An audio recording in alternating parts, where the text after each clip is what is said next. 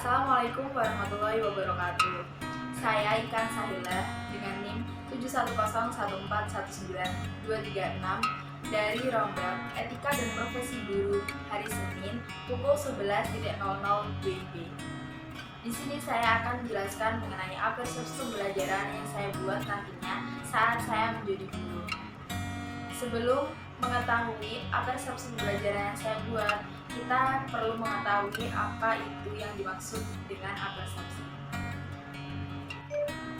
Persepsi adalah penghayatan tentang segala sesuatu yang menjadi dasar untuk menerima ide-ide baru, yang fungsinya dalam kegiatan pembelajaran adalah membawa dunia peserta didik ke dunia kita, yang artinya mengaitkan tentang apa yang telah dipelajari dengan apa yang akan dipelajari. Persepsi diperlukan untuk mengingat kembali peserta didik terhadap pembelajaran sebelumnya. Persepsi digunakan untuk memotivasi belajar siswa atau peserta didik sehingga guru akan mudah memberikan bahan ajar pada peserta didik. Biasanya guru ketika masuk ke dalam kelas atau memulai pembelajaran, hal pertama yang dilakukan adalah menyapa dengan cara salam atau menanyakan kabar peserta didik. Kemudian yang kedua adalah mengabsen peserta didik, dan yang ketiga adalah menuju ke indikator pembelajaran seperti pada kesempatan kali ini kita akan membahas mengenai bla bla bla bla bla, atau biasanya yang dilakukan dulu adalah coba buka buku paket halaman sekian sekian sekian. Untuk membuat pembelajaran lebih menarik peserta didik, maka yang dapat dilakukan adalah menggunakan teknik persepsi seperti yang pertama adalah checking knowledge, yaitu mengecek pemahaman peserta didik dalam memahami materi pembelajaran pertemuan sebelumnya. Setelah guru mengabsen, guru dapat memberikan atau mengecek pemahaman peserta didik yang tergolong di bawah rata-rata atau dengan cara memberikan kuis, pretest, ataupun teka-teki dalam mengulas materi sebelumnya. Jika peserta didik dinilai aktif dalam menjawab dan menanggapi ulasan tersebut, maka dapat dikatakan peserta didik dapat memahami materi pembelajaran sebelumnya. Jika peserta didik dinilai tidak aktif dalam menanggapi atau menjawab, maka perlu diulas kembali materi sebelumnya sebelum melanjutkan ke materi selanjutnya.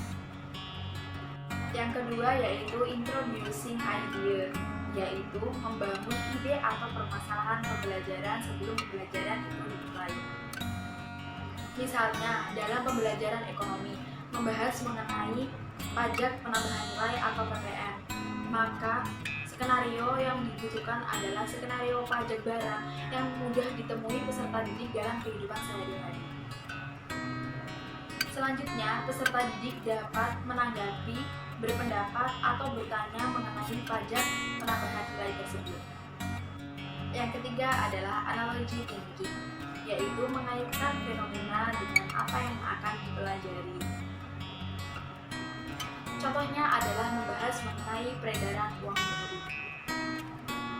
Lalu kita sebagai guru dapat menciptakan skenario seperti apakah peserta didik mengetahui mengenai peredaran uang baru yang akan dikeluarkan oleh Bank Indonesia?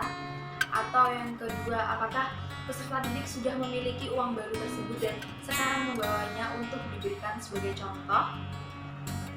Lalu, ketika uang baru tersebut diedarkan, apakah uang lama masih bisa digunakan? Lalu, bagaimana dengan peredaran uang lama akan habis atau bagaimana ketika digantikan oleh uang baru?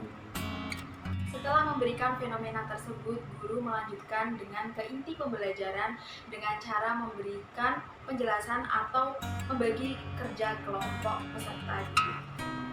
Untuk persepsi di masa pandemi saat ini, kita bisa melakukannya secara daring dengan menggunakan alat digital atau digital tools. Yang dapat dilakukan pembelajaran secara daring dengan melalui Zoom, Padlet, Whiteboard.fi, Quizzes, Canva, Web.com, Lyrics Training, Edpuzzle, Flipgrid, Classmaker.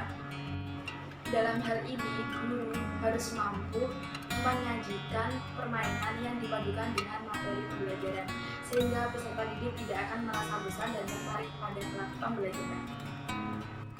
Walaupun bukan satu-satunya cara dalam menambah motivasi semangat belajar peserta didik, namun persepsi sangat penting untuk dilakukan agar terjalin komunikasi yang interaktif dan komunikatif dalam pembelajaran secara luring maupun daring.